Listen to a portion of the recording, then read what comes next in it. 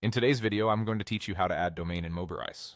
If you've built your site and you're ready for people to find it on the web, connecting your own domain is the final, exciting step.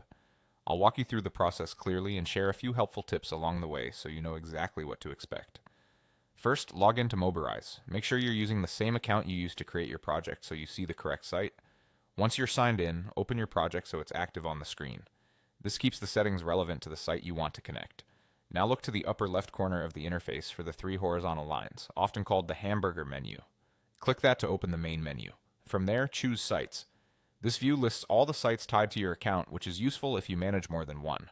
Find the site you want to connect to your custom domain and click the small gear icon next to it.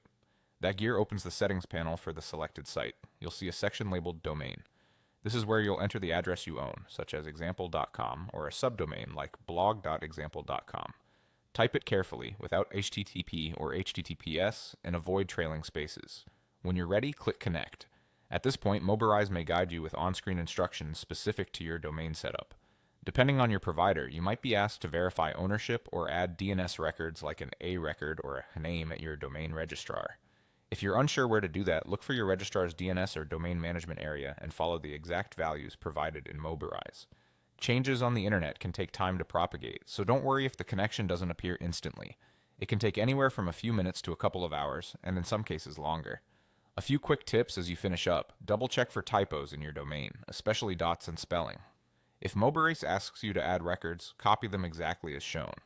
If you've used this domain elsewhere before, make sure old records aren't conflicting with the new ones. And once the connection is confirmed, give the system a moment, then visit your domain in a browser to see your site load under your custom address. That's it. You've connected your domain in Mobirise and brought your site to a professional, shareable URL. Thanks for watching and happy building.